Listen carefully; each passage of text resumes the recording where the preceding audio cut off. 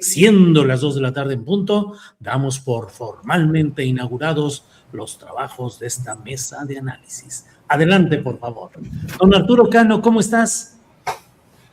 Muy bien, Julio, un gusto estar aquí, como siempre. Ahora regresando a este espacio de los miércoles. Federico, qué gustazo verte por aquí. Connie, un gusto saludarte. Gracias, Arturo. Connie Delgado, ¿cómo estás, Connie? Buenas tardes. Hola, Julio, Arturo, Fede, pues feliz de compartir como cada miércoles con ustedes y bueno, encantada también de compartir con la audiencia.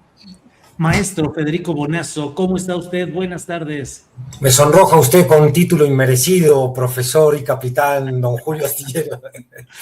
Pero estoy muy bien, muy a gusto de estar aquí este miércoles, muy también, como tú lo habías presentado, muy interesado en lo que va a decir Arturo y por supuesto Connie sobre los temas que hoy vamos a tratar.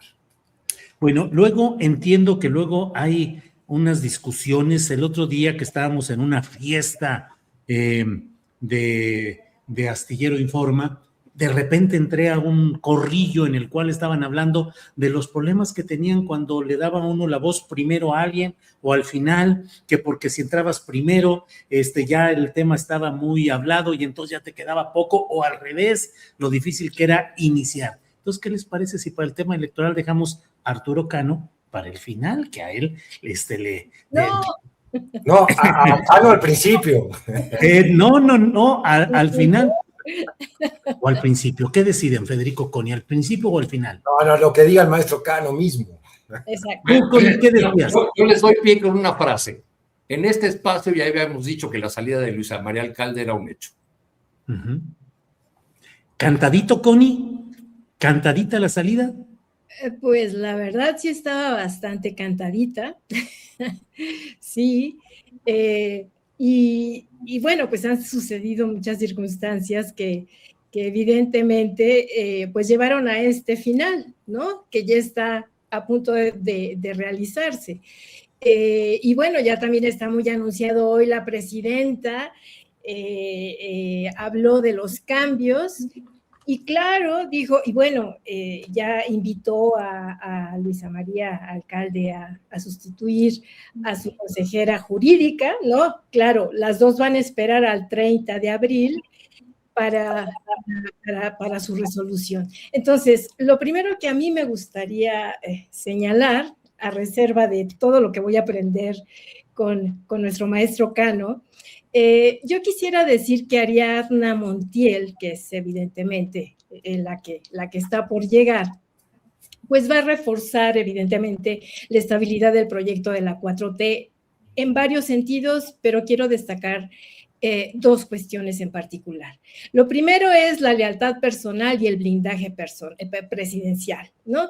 Es decir, Ariadna representa un vínculo operativo y simbólico fundamental con el expresidente Andrés Manuel López Obrador, lo que va a reforzar la estabilidad dentro del gobierno de Claudia Sheinbaum. Y por otro lado, que es lo que me parece muy importante, es una figura clave en la operación política territorial. O sea, la Secretaría de Bienestar a su cargo maneja actualmente pues un presupuesto histórico mayor a 1 billón de pesos y que además se distribuye entre 20.3 millones de beneficiarios, que no es ninguna cuestión menor. Y en ese sentido también opera a un grupo de 30,000 personas que son sus servidores de la nación y que evidentemente esto es la base social que sostiene al movimiento de Morena. Y bueno, esto de algún modo pues va a permitir a Morena rearticular lo que no había podido hacer Luisa María Alcalde en términos del poder territorial y así fortalecerse, bueno, con vistas a las elecciones de 2027 para que no ocurra lo que sucedió el año pasado en Durango y Veracruz. Y por otra parte, añadir con la llegada de Citlali Hernández a la presidencia de la Comisión Nacional de Elecciones, pues eso cierra la mancuerna. Es decir, se restablece el vínculo con los partidos aliados, con el PT y con el Verde, que habían estado fracturados por la cuestión de la ley electoral, ¿no? Incluso llama la atención que Manuel Velasco recientemente señaló se pondrían de acuerdo, que a partir de la llegada de Citlali, se pondrían de acuerdo incluso que podrían ir juntos en San Luis Potosí. En síntesis, yo diría que Ariadna Montiel va a funcionar como una especie de bisagra en donde se va a asegurar que el legado social y la estructura territorial construida por AMLO se mantenga operando con los mismos cuadros y principios, pero ahora bajo el mando de la presidenta Claudia Sheinbaum. Gracias, Connie. Federico Bonazo, ¿qué opinas de estos movimientos? Cantadita la salida de la actual todavía presidenta Luisa María Alcalde, que dice pues que está analizando, lo dijo la propia presidenta, y que se dará la decisión un poco más adelante. La presidenta dice que Estela Damián, la consejera jurídica, a donde desean colocar a Luisa María Alcalde, buscará acción política en Guerrero, donde hay ya todo un movimiento, lo encabeza su familiar Pío Quinto Damián Guato, para promoverla como candidata al gobierno. Pero ¿cómo ves estas turbulencias y aterrizajes en el tren morenista, Federico Bonazo? Procurando ir de lo general al chisme político, uno quisiera pensar estos enroques, ¿qué objetivo obedecen? Llama a la sonrisa la frase de la presidenta diciendo nosotros no nos metemos en los asuntos de Morena. Imposible, digo, es la jefa política, claro. Claro, debe ser. Si le creemos. Yo a veces pienso por qué nuestros sistemas políticos o de comunicación pública o nuestra cultura, de la manera que nos relacionamos, tiene que seguir apelando a estas figuras, eufemismos, miedos de decir de frente las cosas. Si es la líder del movimiento, ¿cuál es el problema? Que ella esté detrás de los enroques. Bueno, algún problema podría haber, porque por supuesto la oposición se agarraría de eso para decir que este es un partido de Estado, en fin. Tenemos que también entender que muchas de las maneras de comunicación de la 4T obedecen a una vieja historia de ataques, de calumnias, del ejercicio de la calumnia como ejercicio de propaganda política que han recibido desde que nacieron, ¿no? Desde que el obradorismo empezó a cobrar fuerza. Y entonces uno intenta estudiar, analizar y avanzar hipótesis de a qué intereses obedecen estas movidas, ¿no? Todavía llama la atención que Luisa María Alcalde ha dicho que se lo va a pensar, así lo comunica también la presidenta, su incorporación de regreso al gobierno, esta vez en la consejería jurídica, tras una catarata de elogios de la presidenta sobre lo que ha sido el desempeño en el Poder Ejecutivo de la misma Luisa María Alcalde en el pasado. Pero la gran pregunta es ¿por qué deja Morena, ¿no?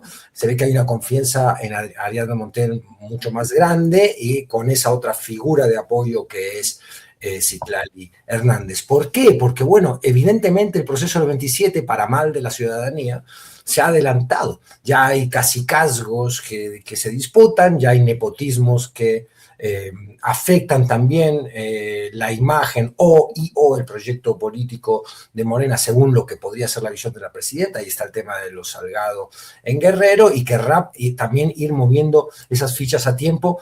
No sabemos si esto es una intento de la presidenta, o probablemente lo sea, de tomar la iniciativa ante un proceso que se adelantó indefectiblemente, lo cual está muy mal, o una respuesta hacia ese adelantamiento, ¿no? Entonces hay que ordenar a todos los que ya empiezan a competir, hay que ordenar a un Partido Verde que ha manifestado muchas incomodidades en lo que son las futuras alianzas. Para eso estaría Citlali y para eso saldría Luisa María Alcalde. Ahora, yo, sin ser un experto en movidas políticas, digo, yo creo que algún perjuicio le causa a su imagen pública. Estos perjuicios después se recomponen porque la ciudadanía tiene muy poca memoria. La salida de semejante cargo de liderazgo a Luisa María Alcalde, donde se había depositado en ella, tal como hablamos la semana pasada, Julio, una cierta esperanza y cierta consideración de que era una figura de liderazgo femenino joven que podía tener otro tipo de protagonismo político del que este enroque parece animar a pensar, ¿no? O que este enroque anima a considerar que ha bajado ese protagonismo que podía tener Alcalde. En fin, una Morena que reacomoda sus fichas en este enroque con la presidenta que evidentemente, y esperemos de alguna manera, lo digo abiertamente, que esté detrás de estas movidas y que no solo sea un testigo impávido de las mismas. ¿Por qué? Porque se sigue creyendo, y el que habla así lo cree, que el liderazgo de Claudia Sheinbaum no solo es un liderazgo verticalista partidario, coyuntural, ¿no? Sino que Claudia Sheinbaum representa y encarna los valores, los mejores valores del obradorismo, y que por tanto ese liderazgo no solo es un liderazgo político, pragmático, sino que es un liderazgo ético. Y en ese sentido, detrás de las maniobras debe estar para que tampoco se descorra o se descarrile demasiado el programa de Morena en vísperas del 27. Bien, Federico Bonazo. Arturo Cano, te toca justamente abordar un tema desconocido para ti, como es Morena, sus pugnas, sus jaloneos, sus reacomodos. Luisa María Alcalde saldría, entraría Ariadna Montiel, referencias con el bejaranismo. Ella fue impulsada originalmente en el equipo de la Izquierda Democrática Nacional con el profesor René Bejarano. La utilización del ejército asistencial para fines partidistas y electorales. Arturo Cano, tiene usted la plaza entera a su disposición. Me preguntabas ayer, Julio, y así lo planteaste en tu videocharla, si era una suerte de reivindicación del bejaranismo. Consulté a mis fuentes del entorno del profesor, y la respuesta fue lacónica. Parece, pero no es. Izquierda Democrática Nacional tuvo durante mucho tiempo, luego se desdobló, se puso otra cachucha llamada Movimiento Nacional de la Esperanza, una corriente interna del PRD que tenía una dirección nacional integrada por 14 personas. René Bejarano, Dolores Padierna, Enrique Vargas, Laura Velázquez Alzúa, que ahora es la de Protección Civil Federal, Francisco Garduño, que ha sido siempre leal al profesor Bejarano, Manuel Oropesa, y Ariadna Montiel, entre otros. Ariadna Montiel comenzó del PRD desde muy joven, fue líder juvenil, me parece que en Coyoacán, donde ella vivía, su madre sigue viviendo ahí, y bueno, fue parte del equipo compacto del profesor Bejarano durante mucho tiempo, tras los videoescándalos, cuando se bajaron muchos del barco del bejaranismo, Martí Batres, Alejandra Barrales, varios más. Ariadna se mantuvo y siguió en el gobierno de López Obrador, luego en el de Marcelo Ebrard, que tuvo varias personas que eran cuota de López Obrador o peticiones de López Obrador para que se quedaran en el gobierno. Ella ocupó un importante cargo en el RTP, en el transporte público. Un tiempo en el que se hizo una adquisición muy importante de 400 autobuses para renovar la flota de ese transporte público de la ciudad.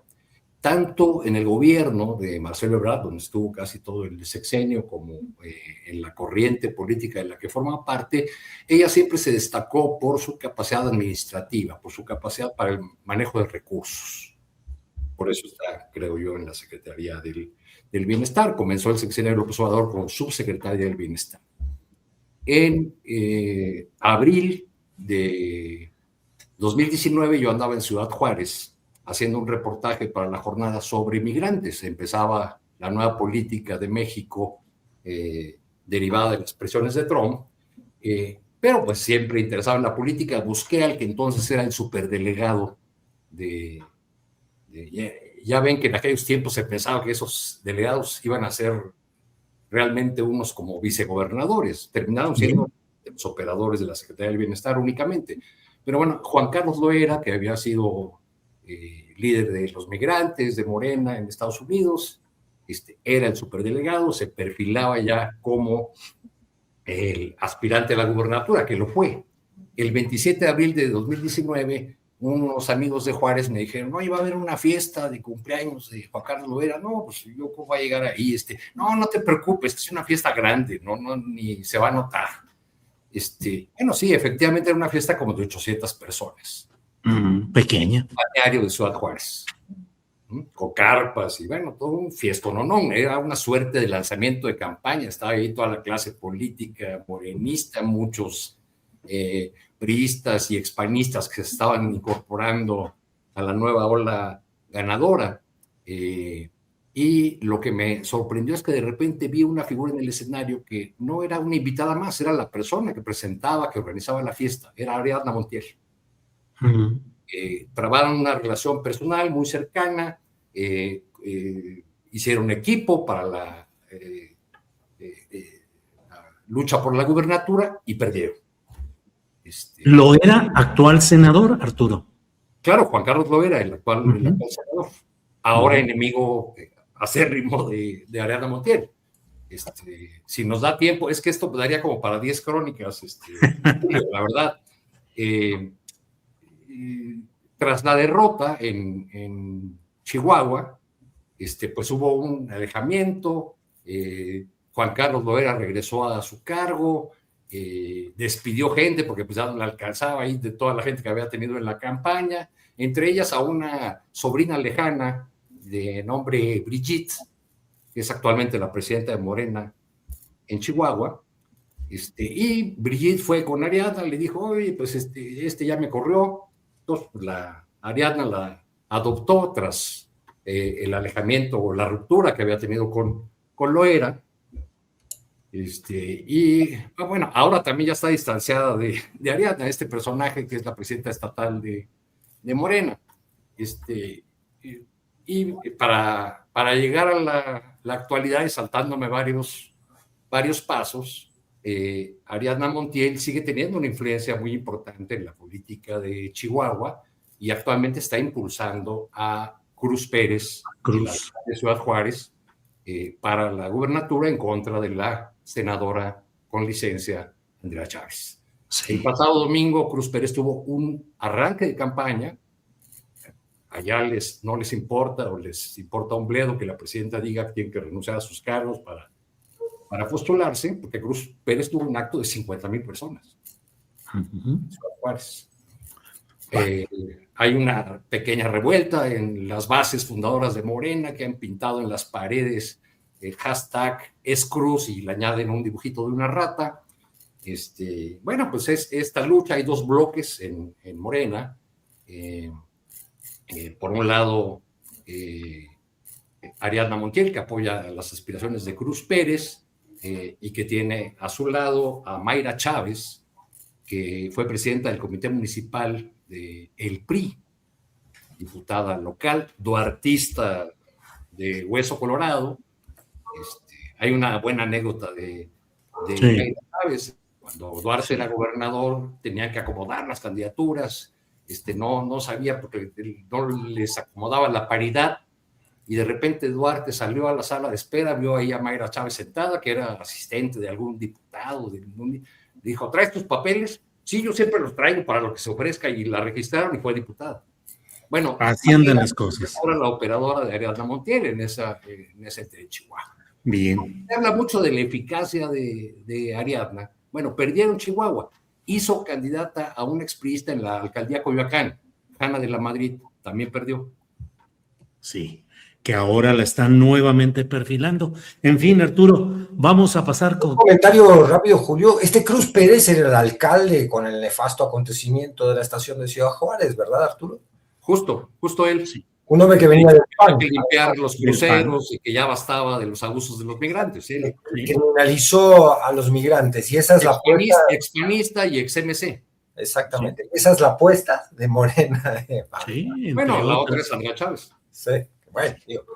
Connie Delgado, Connie, lo que estamos platicando nos lleva a si estamos en presencia de un realineamiento de fuerzas en Morena. Lo que estamos viendo y lo que estamos entendiendo es Ariadna Montiel con Cruz Pérez Cuellar, Adán Augusto López Hernández con Andrea Chávez en Chihuahua. En Guerrero, lo que envía la presidencia de la República es a su consejera jurídica, Estela Damián, a la cual la envía para una candidatura o en busca de una candidatura difícil, porque Salgado Macedonio Félix, senador y padre de la actual gobernadora, pues es una fuerza toro sin cerca, es el apodo que él mismo se adjudica, es decir, que a la hora de la hora él no reconoce más que la fuerza que él ha ido construyendo, que es un personaje popular con mucha presencia. En fin, estaremos en presencia de estos reacomodos, particularmente, Connie, ¿cómo ves el caso de Guerrero? ¿Qué podría suceder en un eventual choque de Guerrero de los Salgado frente al envío de Estela Damián, que es la carta enviada por Palacio Nacional hacia allá, y si estamos en escenarios de recomposiciones internas de fuerzas? Bueno, pues sí, evidentemente sí hay como una reconfiguración interna de Morena, en donde la presidenta pues está jugando sus piezas y quiere evidentemente mostrar su fuerza. Yo creo que en efecto el caso de Guerrero es súper interesante, porque además ahí aplica la cuestión de la ley del no nepotismo, que se prolongó hasta 2030, pero que se acordó que dentro de Morena iniciaría con 2027. Esto me parece muy importante, porque además, justo en la entrevista que le hiciste a Citlali hace unos poquitos días, ella decía que ella llegaba a esa presidencia de la Comisión de Elecciones justamente a respetar las reglas que se habían establecido al interior de Morena. Y una de esas reglas es que no al nepotismo. Y quien aparece en Guerrero, en efecto, es Salgado Macedonio, ¿no? Que es el padre de la actual gobernadora. O sea, de entrada estaría descalificado en términos de este reacomodo político. Y es muy interesante que mande a Estela Damián Peralta, la presidenta, porque además hay que recordar que cuando ella fue nombrada consejera jurídica por la presidenta, salió muy alegre a Salgado Macedonio, a Félix Salgado Macedonio, a felicitarla y a decir que se trataba de uno de los perfiles más importantes y reconocidos del estado de Guerrero, muchas flores celebrando el puesto que acababa de recibir de parte de la presidenta. Entonces, en este momento, pues va a resultar muy interesante cuál va a ser la respuesta, cuál va a ser la recepción, cuál va a ser la postura de Félix Salgado Macedonio en esta nueva competencia. Y, pues evidentemente, si las reglas del juego están puestas para que se respete, digamos, los estatutos y las decisiones al interior de Morena, respetar la base social, reconfigurar, digamos, toda esta disputa, todos estos cacicazgos, estas dos posturas, evidentemente se están visibilizando dos posturas claras, como igual que sucede en Guerrero y en Chihuahua, así se está ordenando, digamos, en todo el territorio nacional. Entonces, pues a mí me parece que es un momento interesante para que la presidenta muestre su fuerza al interior de Morena y su capacidad de cabeza fría para reorganizar pues un movimiento que necesita ser reconfigurado de manera pues muy necesaria en este momento, Julio. Bien, Connie Delgado, gracias. Federico Bonazo, ¿cómo ves el tema específico de Guerrero, donde pues hay esta fuerza de los Salgado, la actual gobernadora, Evelyn Salgado, hija de Félix Salgado Macedonio, senador en funciones, que quiso ser el candidato originalmente, no pudo porque el INE y luego el Tribunal Electoral se lo prohibieron por problemas de, creo que 17,000 pesos mal reportados o no reportados de gastos de campaña. Total, no se le permitió ser candidato, promovió e impulsó a su hija, que es la actual gobernadora. Y bueno, pues sí, tomemos en cuenta que Estela Damián fue nombrada consejera jurídica a mitad de diciembre, 15, 16, 17 de diciembre fue la fecha en la cual se le nombró. Entonces, en apariencia, y no sé si esto revela un estilo político de la presidenta Sheinbaum, la nombró y al parecer, pues como que la estaba sacando del rejuego guerrerense. Entraba de consejera jurídica en diciembre, pues como que... Y luego también creo recordar que la nombraron comisionada política para asuntos de Puebla y hubo la celebración también del salgadismo que dijeron, ya con esto queda, pero esto fue hace 15, 20 días. Y bueno, eso alienta las expectativas del grupo de Salgado, de Beatriz Mojica, que podría ser la carta alterna impulsada por el propio salgadismo, pero Federico, ¿cómo ves el tema específico de Guerrero, estado difícil entre los difíciles de gobernar en México, y estas recomposiciones internas de Morena, Federico? Sí, un puesto comodín, la consejería jurídica, ¿no? Si siguen así, me van a llamar a mí. Sí. Bolasco va a la consejería jurídica, imagínate el desastre que puedo llegar a hacer yo. Pero bueno, a ver. Consejería jurídica rabiosa sería la que pondría en acción. Exactamente. Yo necesito consejo jurídico. A ver, Guerrero quisiera volver a leer la disputa de Guerrero y la maniobra de que vaya allí ahora Estela Damián, que evidentemente va con el aval de la presidenta, a esta reconfiguración que apuntaba Connie, a la cual yo me pregunto, ¿es una reconfiguración de qué?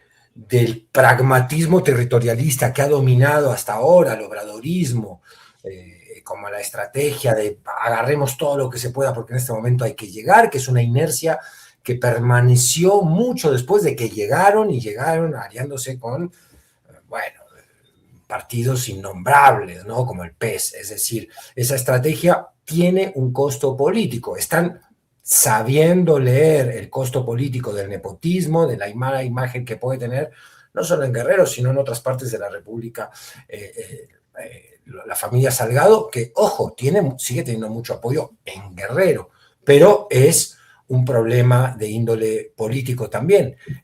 La presidenta insiste en el tema del nepotismo. Ella ha instalado esa causa y la tiene que, por tanto, defender. Y uno quisiera pensar que la reconfiguración en Morena, y este caso lo ejemplificaría, va en ese sentido. Va a decir, bueno, a ver, recuperemos un poco de programa, llevemos a candidatas y candidatos que tengan el programa mucho más claro que solamente el oportunismo político del control territorial. Eso es lo que uno, como simpatizante de un movimiento popular que sigue siendo la 4T, quisiera pensar. Pero hay una serie de movidas y de cálculos, y cuando vemos a los personajes, yo por eso preguntaba lo de Pérez Cruz recién, porque si Ariana está apoyando a Pérez Cruz, te das cuenta que entonces lo que estoy diciendo yo de que la reconfiguración se haría pensando en el programa y en los ideales del partido, pues estoy errado y no va por ahí ese rumbo, al menos allá en Chihuahua, ¿no? Y eso anima a pensar que así va a ser también en otros lugares del país. Y eso anima a pensar, pero desanima a la hora de seguir poniendo la simpatía y de decir, bueno, hay que exigir como ciudadanía que no se pierdan ciertos rumbos, ¿no? Que es lo que reclaman ya no yo como analista en esta mesa, sino las mismas bases de Morena, ¿no? Que cuando tú les preguntas o ves cómo se expresan sobre este tipo de cambios, pues no están así que digas felices, ¿no? Siguen siendo o sintiéndose apartadas de las decisiones importantes del partido que siguen tomando las cúpulas. Esté más o menos malhumorada en este momento Evelyn Salgado, más o menos malhumorada Luisa María Alcalde, pero sigue siendo ese aparato central, ese eje, esa cúpula la que toma las decisiones, ¿no? Bien, Federico, gracias por tu punto de vista. Vamos con Arturo Cano. Arturo, ¿cómo ves el tema Guerrero, los Salgado, Estela Damián y lo que venga? Mira, Julio, ese tema me toca de alguna manera personalmente porque mis orígenes familiares están en el estado de Guerrero. Y yo me pregunto, ¿qué le ha hecho ese estado tan pobre, con tantas dificultades, con tantos problemas de violencia, a la 4T, que pues le ha mandado a Félix Salgado, y cuando Félix no pudo, puso a su hija, de cuya existencia nos enteramos cuando su padre la propuso como gobernadora? Todo el mundo sabe en Guerrero que Félix tiene una gran influencia, cuando no el mando de muchas de las acciones del gobierno encabezado por su hija. Pero antes de Félix, fue candidato en Guerrero Pablo Amílcar Sandoval, Sí. Hermano de Meréndira Sandoval. Alguna vez me senté con él y con su cuñado, John Ackerman, para hablar de Guerrero. Y les empecé a preguntar a ambos de las regiones, de los grupos políticos, de las organizaciones sociales. No conocían el estado. Ahí estaba su abuelo, su padre también nació ahí, Pablo Sandoval, un sindicalista universitario. Y ahora con esto de Estela Damián he preguntado también a algunos contactos, a colegas muy queridos, reporteros de muchos años allá en Guerrero, y la respuesta fue, aquí ni la topamos, Estela Damián. Y en efecto, parece que estamos rodeados de Renés, Julio, porque Ariadna, formada en el círculo de René Bejarano, Estela Damián y el círculo de René Arce, de Nueva Izquierda. Sí. Mucho tiempo buscó ella la candidatura en lo que ahora es la alcaldía Venustiano Carranza, siempre le toparon el paso, se acercó a la presidenta como parte de un equipo del que también forman parte, que también integran los hermanos Morales, uno es secretario particular de la presidenta y el otro director de la Conagua, y bueno, la presidenta le empezó a tener mucha confianza. Pero en Guerrero me dicen que pues nunca ha hecho trabajo político, nunca ha tenido una presencia realmente territorial, es conocido su tío, me decía un guerrerense esta mañana, pues, ¿te acuerdas de Pío Quinto, Damián Guato? Y claro, me acordé que alguna vez un personaje muy pintoresco y querido, que era director de la Radio Universidad de Guerrero, Güences, me llevó a conocer a Pío Quinto Damián Guato, que tiene una oficina ahí en el mero centro de Chilpancingo. Le dicen en broma, los colegas ahí le dicen el Slim de Chilpancingo, porque es dueño de muchas propiedades ahí, controla el movimiento del centro de esa pequeña ciudad. Pero bueno, pues parece que Estela Damián, por otro lado, me dice otra fuente de Morena, es como una solución intermedia, porque había un choque muy fuerte entre Félix Salgado y las pretensiones de Beatriz Mojica, guerrerense, ella, mi paisana de Ciudad Altamirano, y entonces como la solución, pues ni tú, Félix, ni Betty, que vaya Estela Damián. Es, en ese sentido... Beatriz Mojica. Beatriz Mojica, sí. Es tomar el control de ese proceso y ofrecer una solución en el nombre de Estela Damián que evitaría ese choque de fuerzas o ese choque de trenes entre esos dos bloques, uno encabezado por Félix Salgado y otro por Beatriz Mojica.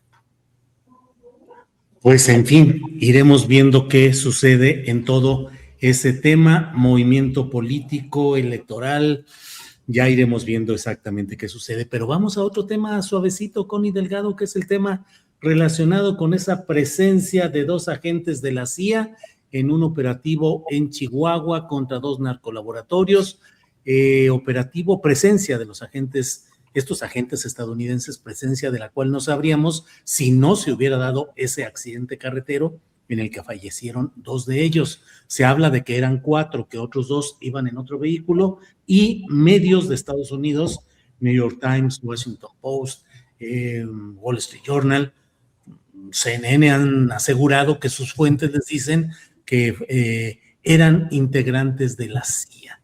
La presidenta de México ya ha enviado carta de extrañamiento a Estados Unidos por lo que implica este tipo de hechos. Pero, ¿qué lectura, Connie Delgado, tienes de este hecho? ¿Es una presencia constante de la CIA en realidad? ¿Será una excepción? ¿Tendremos la fuerza como nación hoy para oponernos a ese tipo de acciones que son las deseadas por Donald Trump? Tu punto de vista, Connie, por favor. Bueno, pues resulta curioso que el fiscal de Chihuahua pues ha dado varias versiones, ¿no? Sobre el tema de estos personajes, de estos agentes estadounidenses. O sea, habló de que quizá estaban capacitando con drones a la policía de Chihuahua, otras versiones que sí estaban acompañando el operativo antinarcótico para desmantelar laboratorios, hasta el rasgo del raid, ¿no? De que iban por ahí pasando y que pidieron raid. Llama la atención una cosa, cuando hablan Sheinbaum con el embajador de Estados Unidos, el Boina Verde, que bien mencionas, Julio, de esta manera, él va a decir, no va a decir mucho, no ha dicho mucho hasta este momento, pero sí va a declarar después del accidente que se trataba de instructores dedicados a la seguridad, destacando la labor de entrenamiento y el compromiso que tenían con México, ¿no? Para la seguridad. Eso ya da una pista, o sea, en realidad está reconociendo el embajador que sí se trataba de agentes. Todavía, claro, él no va a decir si son de la CIA, de la DEA, pero está reconociendo que se trata de agentes que están de alguna manera involucrados interviniendo de algún modo en Chihuahua. Lo preocupante, lo primero que resultó muy preocupante, pues fue cuando la presidenta en la conferencia matutina dijo que ella no sabía nada, que no estaba enterada de nada, porque justamente lo que significa es que el estado, la gobernadora de Chihuahua, Maru Campos, pues está actuando de motu propio. Y en ese sentido, pues está violando la Constitución, está violando la Ley de Seguridad Nacional, que evidentemente impide que suceda eso sin que haya información específica por parte del gobierno federal. Entonces, ¿qué sucede cuando nos vamos al antecedente de López Obrador cuando se hizo la reforma a la ley justamente a partir de la captura del exministro de Defensa mexicano Salvador Cienfuegos, y en donde se modificó esta ley y se pidió, en efecto, que las agencias estadounidenses tenían que solicitar autorización al gobierno de manera formal para estar participando. Sin embargo, a partir de esto, estas agencias empezaron a comenzar a buscar vías alternativas a través de los gobiernos opositores para entrar. O sea, no es la primera vez, sabemos de qué es el modus operandi de estas agencias, que claro, los gobiernos prianistas están dando el espacio para que esto suceda. Entonces, en este sentido, pues la pregunta que surge es, bueno, ¿qué papel está jugando la gobernadora de Chihuahua, Maru Campos, ¿no?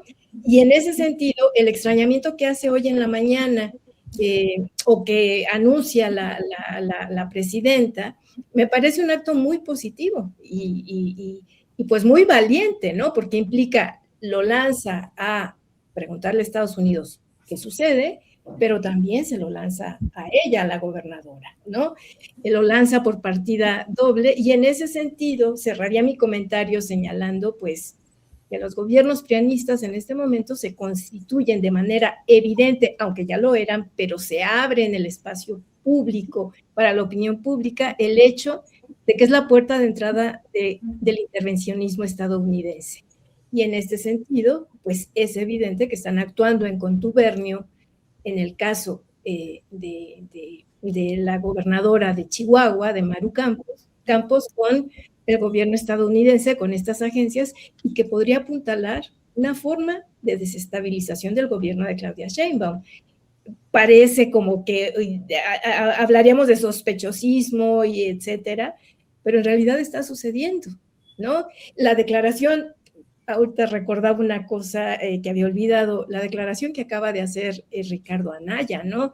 Señalando que la gobernadora nos está mostrando cómo se enfrenta al crimen y que nos va a venir a enseñar cómo se enfrenta al crimen organizado, a la delincuencia, y que también se cita, por lo tanto, a Rosa Moya de Sinaloa, a María del Pilar, o sea, retando a la presidenta que si está citando a Maru Campos, que entonces también cite a los otros. O sea, ya entraron a la batalla, ya abrieron, o sea, explicación no pedida, acusación manifiesta, ¿no? Bien, Cori, gracias. Federico Bonazo, hoy la vocera del gobierno de Estados Unidos, Caroline Leavitt, dijo en una entrevista con Fox News, dijo, creo que el presidente Donald Trump estaría de acuerdo en que un poco de empatía por parte de Claudia Sheinbaum valdría mucho la pena por las 2 vidas estadounidenses que se perdieron, considerando todo lo que Estados Unidos está haciendo. 2 preguntas o 2 planteamientos, Federico. Uno, lo anormal sería que la CIA no estuviera interviniendo en este momento en México, dada la postura intervencionista de Trump y sus halcones. 1, y 2, si este episodio puede servir para nuclear aún más las intenciones intervencionistas, no aceptando el error Estados Unidos de intervenir con la CIA en México, sino al contrario, acelerando ese proceso intervencionista. Federico. A ver, acumulemos, yo hice una pequeña listita, acumulemos los episodios que desde el secuestro del Mayo se vienen sucediendo. Todavía era Biden, no era Trump, en julio del 24, ¿no? Luego en diciembre del 24 el nombramiento de Johnson, que es un hombre que viene diciendo yo vengo con el American First, un hombre que antes en las audiencias para su confirmación en el Senado de Estados Unidos había dicho que todas las cartas están sobre la mesa con respecto a intervenir México. Ese es nuestro amigo Johnson, que llega a México y lo primero que hace es una fiesta de la ultraderecha con los personajes más de ultraderecha para eludir adjetivos. A esta altura del día todavía conviene eludir los calificativos, pero la audiencia sabe muy bien lo que representan esos personajes, que son muchos de los que después van a llorar a Fox News que Estados Unidos intervenga en México. Después, en febrero del 25, están estos reportes de vuelos encubiertos de drones. Después están los episodios de los ataques a las lanchas, no solo en el Caribe, sino en el Pacífico. Uno de esos ataques de Estados Unidos a una lancha sucede cerca de las costas mexicanas. Luego, en abril del 25, la presidenta rechaza cualquier acción militar de Estados Unidos ante otros rumores que habían salido en la prensa. Luego viene la tensión fronteriza de la que hablábamos también en estas mesas, por los drones, ¿te acuerdas? Y el cierre del aeropuerto de El Paso. En abril del 26 ocurre esto que estamos diciendo ahora. ¿Cuántos agentes de la CIA no estarán de la misma forma que estos que por el accidente se descubre que operaban en México, estarán operando en México? ¿Cuántos no han operado a lo largo de las épocas en México? Incluso se habla de que presidentes de este país han sido agentes directos o colaboradores con la CIA.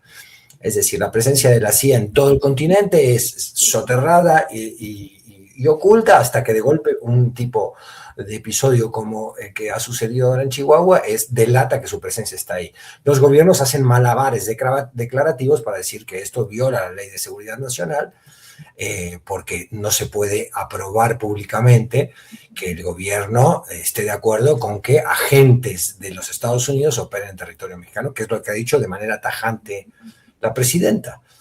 Pero esto habla de un incremento en un injerencismo al cual, si le sumamos el bombardeo del 3 de enero a Caracas, el asedio a la isla cubana y una serie de otras maniobras como las que Noboa está con el ejército de los Estados Unidos haciendo en la frontera con Colombia, que es un claro hostigamiento a otros de los proyectos que le incomodan a Trump, estamos hablando de un escenario donde esto se puede ir incrementando, ¿no? Y es del orden de lo gravísimo y del orden de lo preocupante, por supuesto, lo que ha sucedido en Chihuahua. Vamos a ver qué ocurre, porque ahora se echan las culpas, ¿no? También Anaya estaba muy enojado Anaya cuando declaró que entonces también Morena dé cuenta de sus gobernadores vinculados al narco, ¿no? Toda esta comunicación donde se desliza, o no tanto se desliza, sino que bastante se afirma que en realidad Maru Campos sí sabe combatir al crimen organizado, y esto estaría justificando el accionar de agentes de la CIA en territorio mexicano, no como la 4T, diría Anaya, que está en contubernio con ese mismo crimen organizado. Nefasto episodio que además intenta ser captado por la derecha para seguir golpeando al gobierno. Bien, Federico, gracias por este sumario, por este resumen de algunos de los hechos relevantes que efectivamente hay que concatenar, hay que unir todos estos puntos. Arturo Cano, ya hablamos de Chihuahua en otro esquema, en el relacionado con Ariadna Montiel, Cruz Pérez Cuellar, Andrea Chávez y demás, pero el otro tema, el de los agentes de la CIA, allá en algo que hasta hoy parece haber sido una decisión del gobierno del estado de Maru Campos, gobernadora panista de Chihuahua, con agentes de la CIA. Se está llamando en el Senado a comparecer ante el Senado. El senador de MC por Nuevo León, Luis Donaldo Colosio Riojas, dice que el Senado no tiene esas facultades porque un gobernador solo responde ante sus gobernados. En fin, muchos temas, pero ¿cómo ves esas circunstancias de la CIA, panismo, norte, Chihuahua y la CIA en general en México, Arturo? Micrófono, Arturo. Micrófono y... Está como congelado las dos. Ahí está. Arturo Cano, responde rápido, por favor. Ya Yo me quedé echándome todo el congelado. chorro. ¿Pero sí me escuchan? Sí. Sí, te escuchamos. Se- Habla aunque no se vea la imagen en movimiento. Adelante, Arturo. Sí, pues dicen que el hilillo de sangre que salió de la boca de Ricardo Anaya llegó desde el Senado hasta la de Ana Cazadora, porque con esa enjundia propia de un mitin más que de una comparecencia en el sagrado recinto del Senado de la República, pues era digno de otro. Así como llamó a que comparecieran Marina del Pilar o Rubén Rocha, y ojo, yo pienso que Rubén Rocha es un lastre para la 4T, pues podría también llamar a todos los que han ocupado la gubernatura de Guanajuato desde 1991, que es el año en que el PAN llegó a gobernar esa entidad y que se convirtió en los últimos años en la entidad con el más alta tasa de homicidios del país. ¿Dónde están los gobernadores que sí saben combatir al narcotráfico según la florida oratoria de Ricardo Anaya? El problema no es ir a destruir unos laboratorios, o sea, peor de esos de metanfetaminas, con unos botes y 4 estufas arman un laboratorio de esos, no son como los del fentanilo. Si eso fuera combatir realmente al narcotráfico, el PAN hubiera acabado con la delincuencia organizada en Guanajuato como 80 veces, porque digo, con su fiscal que duró ahí 19 años, que iba a que le pusieran medallitas en cuántico, que iba a que le dieran diplomas toda la vida, mientras el número de muertos iba creciendo. El problema no es sino que se siga pensando que nos va a funcionar algo como país si adoptamos la estrategia de Washington para combatir el narcotráfico. Tiene que haber una estrategia propia, una estrategia nacional, y así lo ha planteado desde López Obrador, luego la presidenta Sheinbaum con este asunto de la coordinación, de la colaboración, de la inteligencia y luego la atención integral, ir a otras áreas, otros asuntos, porque si no, pues hoy mismo están la gran nota, así como ha habido 20, como va a seguir habiendo, el guano, cae el guano, bueno, pues mañana va a caer el pato, el manotas, el elotes, el queso, como le dijo el Mayo Zambada a don Julio Scherer en la célebre entrevista, si me matan o me capturan, nada cambia, porque el problema es una estructura, y el problema es que esta guerra contra el narcotráfico de Estados Unidos es una farsa, es un engaño, es un pretexto para mantener las manotas metidas en los asuntos de otros países, y es un fracaso absoluto. Eso no quiere decir que perdamos de vista que Donald Trump en cualquier momento puede estar tentado, si le conviene a su baja popularidad o a las posibilidades electorales de la intermedia, a hacer una acción como las que ha hecho de estas barbaridades de las lanchas. En fin, creo que ese es el problema, el marco, y este episodio y la mención de la presidenta de que este es un tema de seguridad nacional y de soberanía debe llevar a una discusión más de fondo sobre cuál debe ser el camino propio de México para combatir a la delincuencia organizada. Bien, Arturo, gracias. Y bueno, vamos a ir cerrando, son las 2:48, nos toca la posibilidad de hacer más o menos con cierta brevedad un análisis acerca de lo sucedido en este extraño ataque en Teotihuacán. Connie Delgado, qué cosas, un personaje con un historial muy extraño, con un lenguaje utilizando modismos o formas de expresión de España, si os movéis os acabaré, os exterminaré, y una serie de detalles que concurren, Connie, a ese escenario de incertidumbres y de hechos anormales que parecen o presagiar o formar parte de un momento muy tenso y muy difícil en México. Connie, ¿qué has visto? ¿Qué nos comentas sobre este tema del ataque en Teotihuacán? Sí, yo creo que sí estamos viviendo pues tiempos muy complicados. Y no es un problema de decir que cuando hacemos una recapitulación de todos los incidentes que han sucedido en los últimos pues, días, semanas, ¿no? O sea, los incendios en Dos Bocas, los constantes bloqueos en las carreteras con todas sus consecuencias, la muerte de los 2 agentes de la CIA, con esto que acabamos de comentar, el fuerte incendio de ayer, ¿no? De las 16 bodegas para el bienestar de Zacatecas que provocaron las pérdidas totales de los alimentos. O sea, son un conjunto de cosas que no podemos decir que no están ahí. Al mismo tiempo, claro, el riesgo de la teoría de la conspiración pues siempre favorece a quien quiere debilitar, pues en este caso, al gobierno de Claudia Sheinbaum. Entonces, la respuesta frente a lo que está pasando, a lo que pasó en Teotihuacán, no podemos afirmar que esta persona que llegó y que, digamos, que abrió fuego en contra de los turistas que allí estaban, que todo lo que hizo, no podemos decir, es que estaba programado para cometer ese acto, para espantar a los turistas y de cara al mundial, entonces generar incertidumbre y miedo. O sea, no se puede pensar el acto de manera aislada.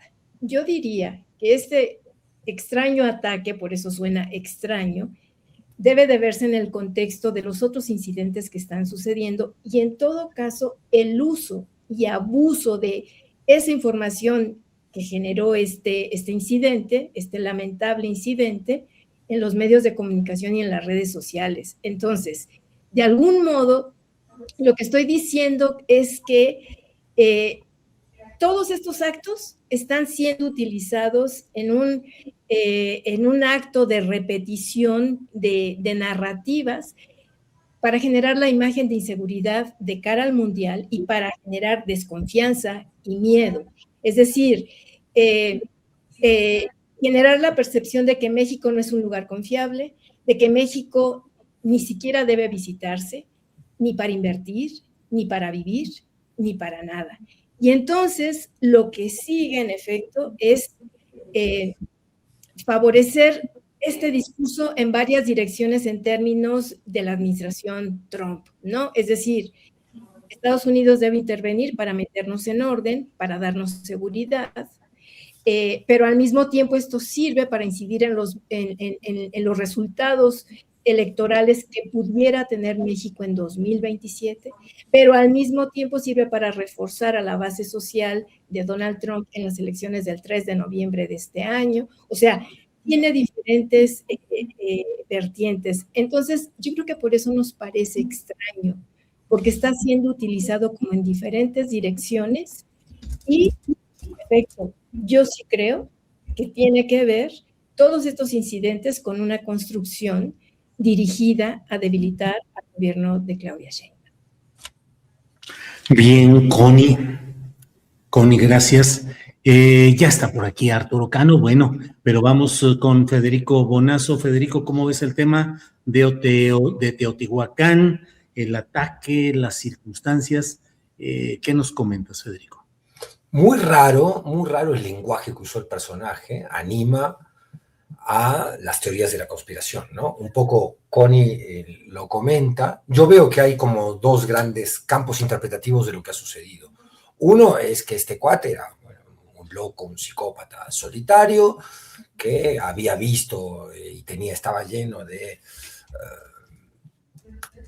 en su tablet o en otros lados le han encontrado relación con la masacre de Columbine, a estos perpetradores los consideraba héroes, en fin, es un facho así de manual que hizo una imitación de lo que son los shootings, los tiroteos en los Estados Unidos. Esa es una opción, ¿no? A horas de que García Harfuch había declarado que México está blindado en seguridad para el Mundial y que nada va a suceder, en un lugar de la importancia turística central, paradigmática de Teotihuacán.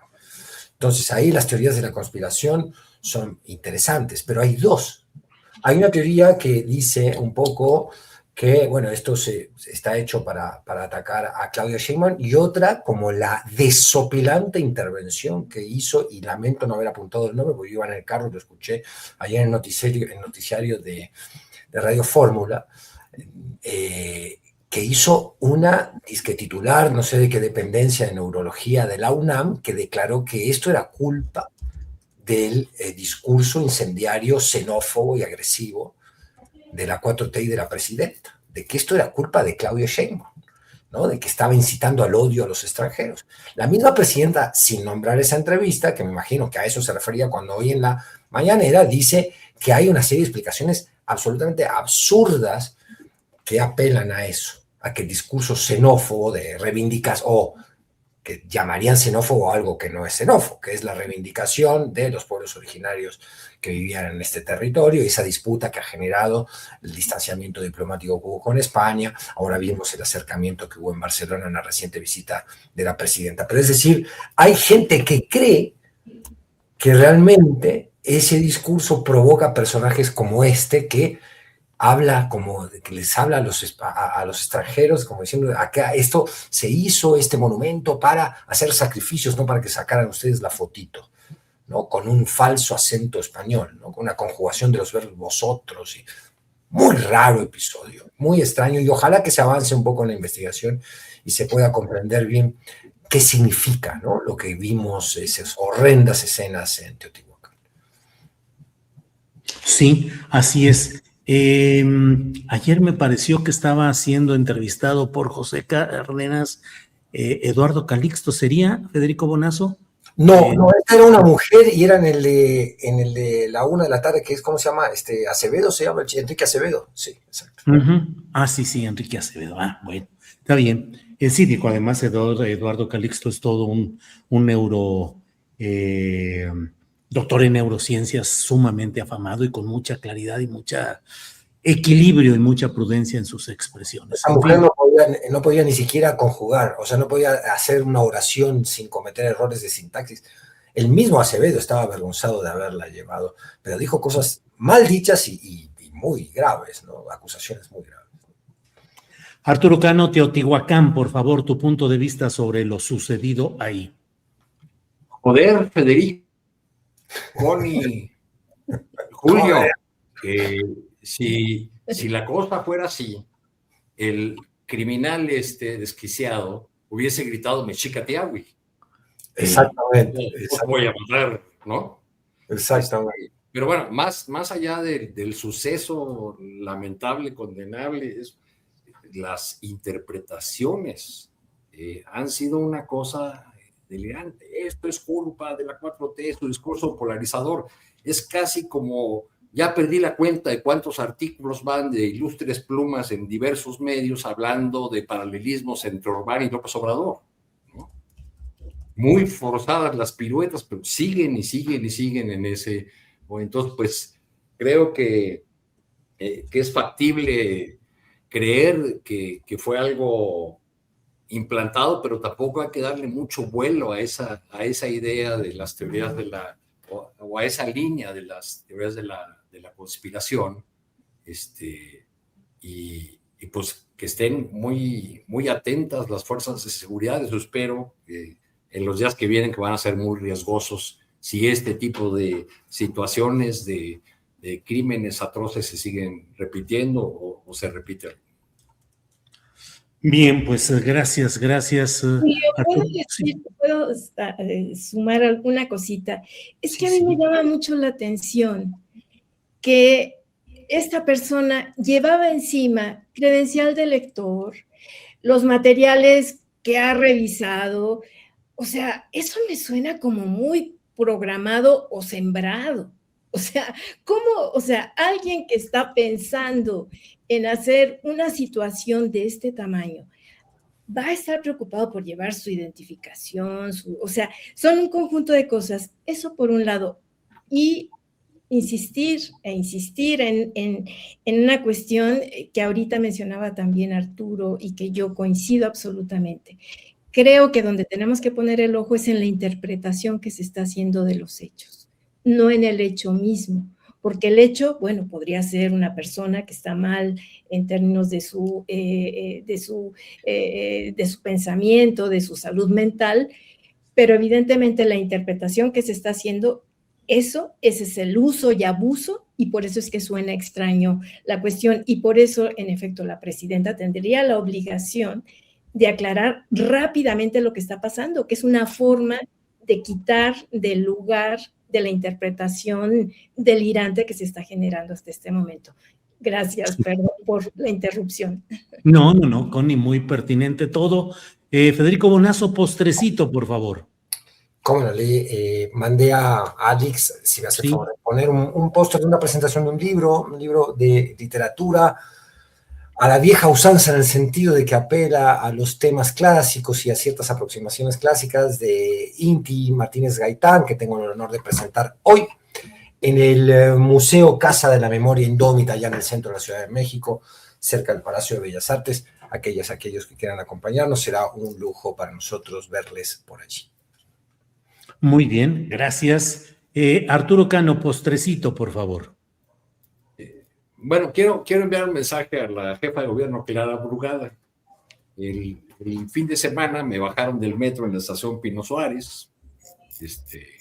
Bueno, a mí y a todos los que íbamos ahí en el metro, que veníamos desde el norte de la ciudad, y bueno, se empiezan a gritar, súbale, súbale. Yo terminé usando Ecobici para trasladarme lo que equivale más o menos a 5 estaciones de metro. Pero quiero recordar que hace unos pocos días, al inaugurar esta ciclovía de la calzada de Tlalpan, la jefa de gobierno dijo que usar bicicleta era un acto revolucionario. Sí, doña Clara, nomás que hace falta pólvora, hace falta parque, porque el estado de las unidades del programa Ecobici es absolutamente lamentable. Ponchadas, no le sirven los frenos. Uno de estos días va a ocurrir un accidente con una de esas bicicletas. Y es increíble además que esté promoviendo el uso de la bicicleta y tengan en ese estado de abandono ese programa llamado Ecobici. Le sugiero a la jefa de gobierno que para que lo voltee a ver, le cambie el nombre, que le ponga Utopía Bicicletera. A lo mejor así sí le echan un ojito. Arturo Cano, muy bien, ojalá y escuche y atienda la jefa de gobierno. Utopía Bicicletera. Bueno. Por cierto, que la persona que está a cargo de transporte en la ciudad a la que le toca esto, se llama Héctor García Nieto. Era el presidente de Morena en 2021, cuando la mayor derrota de Morena en esta ciudad. Bueno, pues es una bicicleta ponchada, digamos. Bueno, Connie, postrecito, por favor. Bueno, no había pensado decir esto, pero el lunes escuché la mesa y al final, o al inicio, no recuerdo bien, pero lo que preguntaste, Julio, les preguntaste si el periodismo debería ser serio, solemne o de qué tipo. Y yo me quedé con el comentario que quiero hacer. Creo que de manera muy sintética yo diría que el periodismo y en mi caso pues el análisis político, no importa si es serio, solemne, lo importante es que sea honesto, responsable, pero sobre todo que interpele a las personas, que interpele a la comunidad, que interpele a quien nos estamos dirigiendo. Me parece que eso es lo más importante. Cada quien tiene un carácter diferente, una forma de expresión diferente, pero si somos honestos y con la seriedad que se hace en este canal, contigo a la cabeza, Julio, pues yo creo que eso permite interpelar a la comunidad que se muestra en el chat, que se muestra en la calle y que entonces, en ese sentido, no importa la solemnidad, lo que importa es la honestidad y la interpelación. Ese sería mi.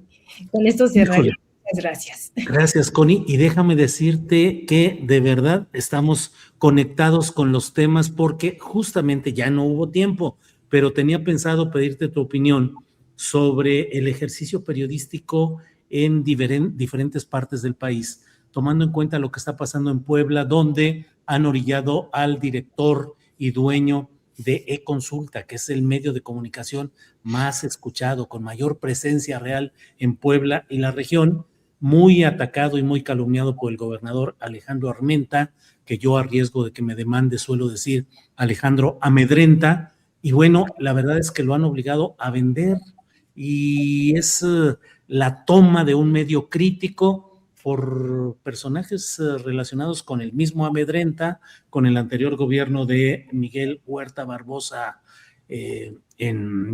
Huerta en Puebla. Y te quería preguntar sobre eso, y qué bueno que tocaste este tema, y a lo mejor ya la otra semana abordamos algún tema de estos, Connie. Muchas gracias. Me encantaría, me parece que es fundamental hablar de esto, y sobre todo con nuestra audiencia, porque además, pues a ella nos debemos, ¿no? Oye, Julio, por cierto, una anotación al margen. En Venezuela, el madurismo comenzó con esa práctica a comprar medios de comunicación que eran opositores. En los tempranos tiempos de Chávez, algún colega corresponsal extranjero, cuyo nombre no recuerdo, hablaba de los dos bloques, ¿no? Decía, aquí vivimos entre Discovery Chávez y Golpevisión, así bautizaban a Globovisión, que era el opositor. Pues terminaron comprándolo, ¿no? Para callar las voces críticas. Así están ahí las circunstancias en Puebla, donde han acallado este medio. Dicen allá que la oferta fue la muy conocida, que es plata o plomo, y entonces plata o plomo y representantes, bueno, quienes están, una es relacionada con Armenta, otra con Barbosa, y pues un cambio total del enfoque, con un Rodolfo Ruiz, que es el director y dueño vendiendo este medio de comunicación, todavía hoy en audiencia judicial por acusaciones desempolvadas de hace 6 años en contra de él, y con insultos abiertos de Armenta, y está documentado, no estoy difamando ni nada por el estilo, insultos, mentiras contra Rodolfo Ruiz, pidiendo acción penal contra él por algo que fue una equivocación o error de Armenta en su momento, pero que nunca se disculpó y que es un enojo contra este medio e-consulta. En fin, pues Federico, que te vaya muy bien hoy en la presentación de este libro. Qué interesante. Arturo Cano, gracias por estar en esta ocasión acá. Y Connie Delgado, gracias igualmente. Me despido desde el congelamiento. Sí, desde el congelamiento. Un abrazo. Adiós. Así quedémonos todos. Hasta luego.